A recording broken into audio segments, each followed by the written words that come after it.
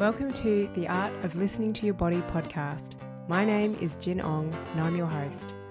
I love talking about the mind-body connection and how your physical body manifests your emotional state and how this leads to living a life grounded in values and driven by purpose.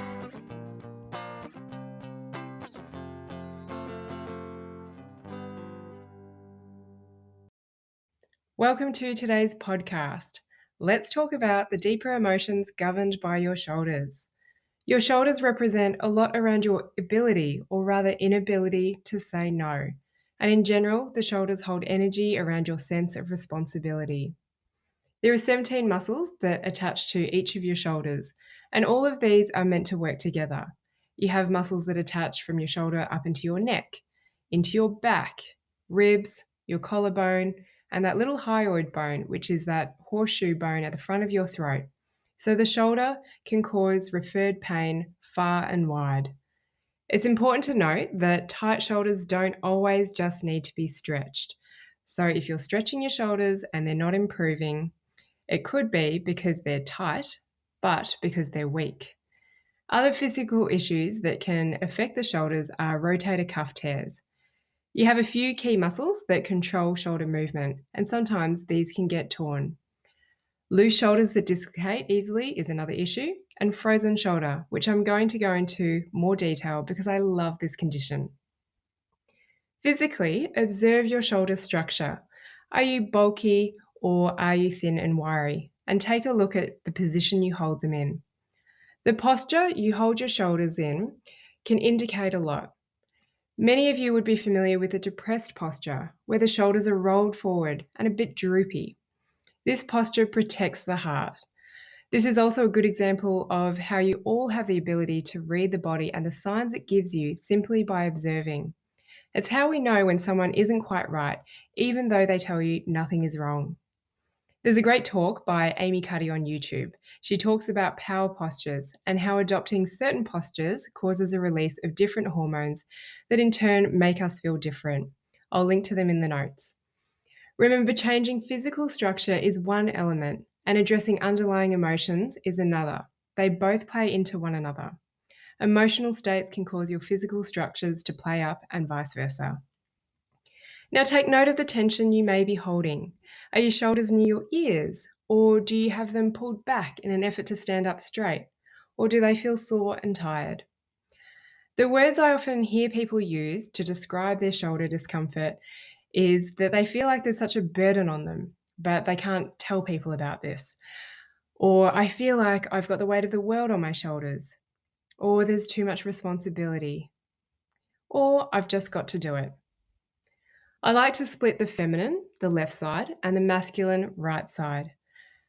On the left side, these people seem to be the ones that take on other people's emotional baggage, and they can't separate themselves from others' issues. They feel like they have to listen, even though they know that their own emotional cup is too full. And I often find that people with right-sided issues, or the masculine, are the doers. They're giving out far too much of their own physical energy, always doing things for other people or helping out. Something that can help with this is to know that you don't need to be there for everyone, especially at the expense of your own energy. We can be there for others at a much more connected level only when we are there for ourselves first. Now I'm going to talk about frozen shoulder as an example, as it's one of my favourite conditions to treat, probably because so many people say you can't treat it. It's a condition they call idiopathic in the medical world, meaning that they don't know what causes it.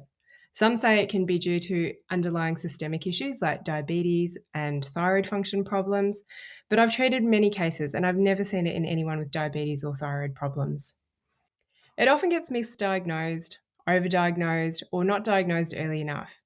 It can present a little different to other issues like your rotator cuff muscle tears. Typically, you get a lot more night pain in the early stages, and it may be really difficult to reach behind your back. So even just reaching to your tailbone can be quite hard. And there's a few other motions where it can be difficult to move into with frozen shoulder. And I'll link into a blog post that I wrote for my clinic. It goes through and it shows you the positions that you may have issues if you've got this condition.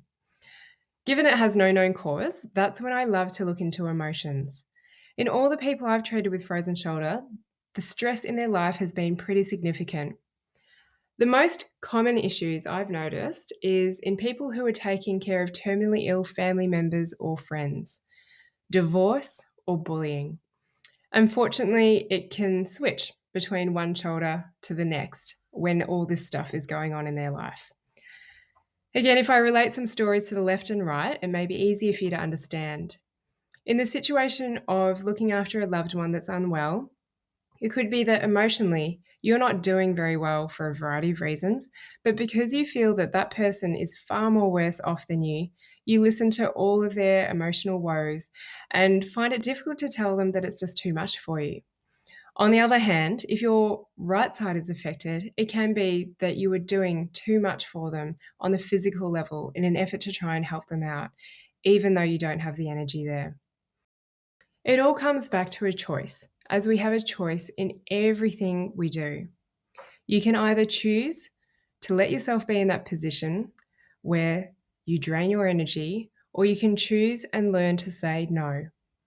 Look after yourself and preserve energy for yourself first so that you can be there for others.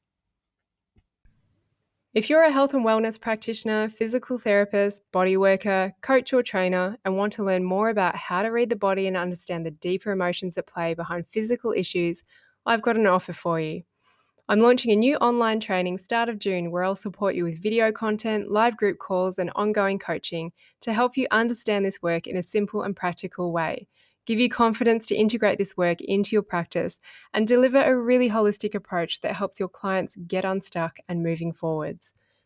Places are limited, and I've got a special offer for you when you add yourself to the waitlist. Follow the link in the podcast notes, theartoflisteningtoyourbody.com/emotional-body. Add yourself to the waitlist, and I'll be emailing you this week with more information of what's in store. Thank you for listening to the Art of Listening to Your Body podcast. If you like what you've heard, I would love it if you could rate and review it and share with your friends. You can find me on Facebook and Instagram. My handle is The Art of Listening to Your Body. You can join my free Facebook group where I go live regularly to teach you about different conditions and the deeper underlying emotions. If you would like to get started with a foundational exercise, head to my website, theartoflisteningtoyourbody.com, and download your free Discover Your Core Values exercise.